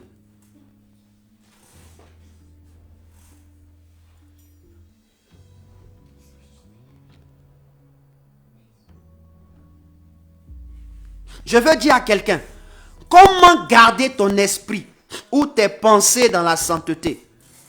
Il faut commencer à chasser la tristesse. Quand tu es abattu, tu deviens triste. quand tu es impatient, tu fais les choses rapidement. Quelqu'un qui aime faire les choses rapidement ne fait pas bon travail. Parce que en faisant les choses rapidement, il a une autre chose dans sa tête qu'il doit faire. Et cela lui mène à causer des torts. Un impatient, c'est quelqu'un qui ne doit pas s'imaginer qu'il va réaliser un bon projet. Que son projet va avoir comment on appelle, de la valeur. Un impatient là, c'est comme un pacotille. Vous connaissez pacotille? C'est la même chose comme or. C'est la même couleur comme or, mais c'est pas or, hein. C'est pacotille. Il est pacotille parce qu'il est impatient, c'est pacotille. Parce que l'or prend du temps pour devenir un bijou. L'or même, il prend du temps pour qu'il sorte l'or pur. L'or passe à la fournaise. Or, la patience te permet de surmonter. Ça montre ta maturité. La patience montre que tu es mature. Un impatient ou une impatience, elle n'est pas mature. Un homme impatient, il n'est pas mature. Une femme impatiente de voir quelque chose de se réaliser n'est pas mature. Mais une femme qui est patiente de voir les choses se réaliser, c'est une femme mature. Parce qu'elle a grandi. Elle a grandi spirituellement. Elle a compris les choses spirituelles. Donc vous allez déterminer la maturité d'une personne à partir de son impatience. Même de par ses propos de découragement. Vous allez voir. Et le pire, le dernier des derniers, c'est lui qui est irrité, qui est sans doute en colère, fâché, matin, midi, soir. Il y a petites choses. C'est lui-là. Lui-là, il est censé. Un tel homme ou une telle femme, mon ami, faut pas habiter avec ces genre de personnes. Moi, je préfère dire même, faut même pas faire amitié avec ces genre de personnes. Parce qu'il va te contaminer. De telles personnes te contaminent. Si ils savent que quand eux ils parlent, tu les écoutes, ils vont te contaminer. De telles personnes, tu ne dois pas avoir des rapports avec eux. Parce qu'ils sont insensés. Dieu n'est pas insensé. Dieu est intelligent. Dieu a sa cervelle. Et toi que Dieu a fait, tu dis à Dieu insensé. Et ton esprit est pur. Alors, je crois que si tu arrives à gérer ces trois choses, tu as fait ce que Dieu t'a dit. Tu peux garder ton esprit dans la pureté. Tu peux amener ton esprit à aimer la parole. Quand tu vis et que tu arrives à rejeter l'abattement, l'impatience, l'irritation, alors tu es capable d'aimer la parole de Dieu. Parce que c'est la parole de Dieu qui fait ta force. Or, la parole est l'esprit. Tu es capable d'être fidèle à Dieu. Ça révèle ta fidélité à Dieu. Ça va révéler même la sagesse que tu as, l'intelligence que tu as, le conseil que tu as. Ça va te donner une entité de personnes qui, quand ils donnent des conseils à des personnes, il y a un résultat favorable. Il a une intelligence hors pair. Il a une sagesse. Il a une force de résistance. C'est-à-dire qu'il a du courage. Il a de l'instruction. Quand tu vois quelqu'un qui n'est pas abattu, qui n'est pas impatient, qui n'est pas irrité, c'est un homme qui est rempli d'amour. Et qui est rempli de la fidélité de Dieu. Qui croit en Dieu. Et qui donne des conseils selon Dieu.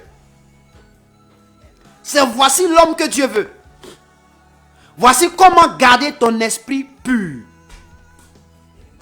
Mais quand tu ne peux pas garder ton esprit dans la sainteté, tu t'en fous de la parole de Dieu. Il y a des gens, ils font semblant d'être des croyants. Dieu peut t'utiliser à faire des miracles. Dieu peut t'utiliser à donner des prophéties. Dieu peut t'utiliser. Il peut te donner des songes qui vont se réaliser. Mais dans la pratique de la vie, si ton esprit n'approuve pas l'amour de Dieu, de sa parole, pour que ta vie puisse être en égale, parfaite concordance avec la parole de Dieu, Tu es un insensé. Tu es un insensé. Et donc ce matin, le Seigneur nous dit, gardons notre esprit dans la sainteté. Nous venons tout juste de recevoir le Saint-Esprit. Pour que le Saint-Esprit reste focalisé sur nous et qu'il nous utilise de manière puissante. Et que nous soyons un champ nouveau, un champ de gloire, un champ revêtu de la puissance de Dieu. Il faut garder l'élément principal de notre vie, de l'être humain, qui est l'esprit, dans un état de sainteté. Voici le message que le Seigneur avait pour toi ce matin. Je crois que je me suis fait comprendre. Et je veux dire à quelqu'un, avant de commencer à parler, j'ai voulu parler de quelque chose, mais le Seigneur a tiré mon attention. Si tu as un problème régulièrement, d'un problème de ventre régulièrement, si tu te ballonnes régulièrement, tu as un problème, appelle-moi. Appelle-moi ou bien écris-moi sur mon inbox. Il y a quelque chose à te dire. J'ai voulu parler de ça, mais je me suis arrêté. Appelle-moi, j'ai quelque chose à te dire. Ou dis-moi, j'ai quelque chose à te dire. Et donc ce soir, plutôt ce matin, nous allons dire merci au Seigneur pour sa parole. Ici, tu vas dire merci au Seigneur pour sa parole et tu vas dire au Seigneur de te donner la force de pouvoir garder ton esprit dans la sainteté. Prie le Seigneur. Le rabakarabashada. Le makalabrajan. Male balakure kabashurada. Merci Seigneur pour ta grâce. Merci Père pour ton amour. Merci pour ta parole. Merci Père parce que tu nous donnes cette parole. Elle est merveilleuse. Donne-moi, qui était un canal par lequel cette parole a été exprimée, de pouvoir, Seigneur, me maintenir mon esprit dans la sainteté. Maintenir mon esprit dans la sainteté, pourquoi? Parce que mon esprit, ce n'est pas moi qui l'ai créé, c'est toi qui l'as fait. Mon esprit ne retournera pas chez moi, il retournera chez toi. Mon esprit ne sera pas jugé par moi, il sera jugé par toi. Seigneur, tu m'as dit ce matin que pour que j'évite que mon esprit soit jugé, il faut que je ne permette pas à mon esprit d'être abattu, d'être dans l'abattement, d'être dans le découragement. Oui Seigneur, c'est pourquoi ce soir, plutôt ce matin, je viens te dire merci. Tu m'as dit pour ne pas que je sois jugé et condamné, il faut que je ne sois pas au travers de mon esprit impatient. Pour ne pas que je sois jugé et condamné, il faut que je ne sois pas je n'ai pas un esprit d'irritation. Je ne sois pas tout le temps dans la colère. Régulièrement dans la colère. Régulièrement dans la colère. Régulièrement nerveux. Seigneur, car ça me rend insensé. Oh, celui qui est insensé n'irrite pas le royaume des cieux. Celui qui est insensé est condamné. Seigneur, merci pour ta parole. Merci pour ta parole. Tu m'as dit que si j'arrive à braver ces 3 étapes-là, en plus de ces 3 étapes, de l'esprit d'abattement, de m'éloigner de l'abattement, de m'éloigner de l'impatience, de m'éloigner de l'irritation, je serai capable à démontrer mon amour pour toi dans ta parole.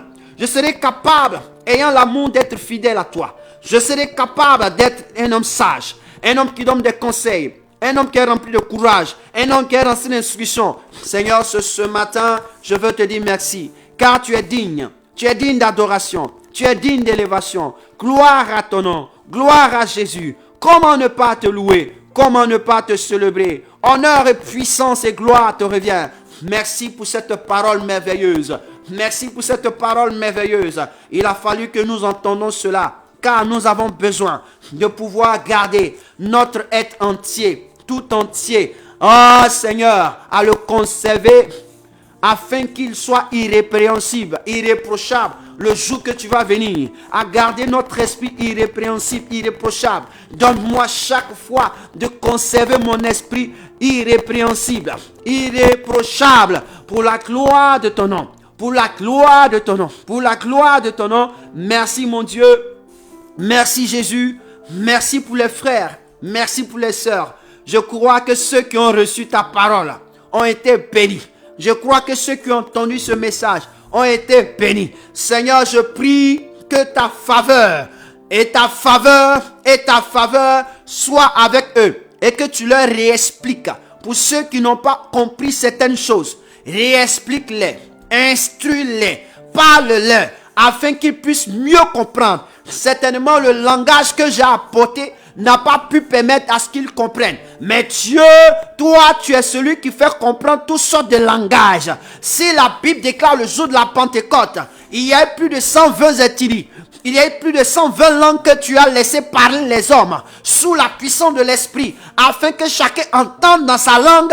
Je prie que celui qui devait entendre dans un autre langage entende maintenant la parole que je viens de prêcher dans ce langage-là, afin qu'il puisse mieux saisir, il puisse mieux cerner, il puisse mieux comprendre et vivre avec cette parole pour la gloire de ton nom. Je libère le Saint-Esprit afin qu'il traduise le langage que je viens d'utiliser, qu'il traduise mes propos, qu'il traduise mon comportement, ma réaction, mes gestes pour la gloire de ton nom, afin que chacun puisse avoir la capacité d'être à même d'avoir le message du jour. Merci Seigneur, permets que cette parole soit scellée dans notre esprit, soit scellée dans notre âme, soit scellée dans notre corps pour la gloire de ton nom. Laisse tes enfants aller dans la paix. Laisse tes enfants aller dans la joie, dans la faveur et dans la tranquillité au nom de Jésus. Fais de nous des hommes ayant un esprit paisible, un esprit soutenu, un esprit de patience et un esprit de paix et de tranquillité. Gloire te soit rendue, Jésus de Nazareth. Merci. Nous déclarons au nom de Jésus que nous t'avons ainsi prié. Merci pour ce culte. Merci pour les vies. Merci pour tous ceux qui ont partagé ce culte afin que d'autres puissent entendre. Merci pour ceux qui ont assisté. Bénis leur vie. Bénis chacun à la dimension de la bénédiction qui leur est réservée selon l'acte ou comportement ou attitude qu'ils ont eu à l'endroit de cette plateforme. Au nom de Jésus. Merci Seigneur. Laisse tes enfants et tes frères et tes sœurs aller dans la paix et dans la grâce de Dieu. Que quelqu'un dise Amen. Amen, Amen et Amen. Que Dieu vous bénisse. Très heureux de partager ce culte avec vous. Je crois que ça t'a fait du bien. Aujourd'hui, nous étions tranquilles parce que le Seigneur voudrait cela et nous l'avons fait selon que Dieu le veuille. Shalom à vous. Shalom Maman Koné. Shalom Rosine. Shalom Béatrice, shalom Luc Ézéchiel, shalom à toi Alphonse, shalom Kanyege et shalom tous ceux que je ne vois pas. Que la gloire de Dieu soit avec vous au nom de Jésus.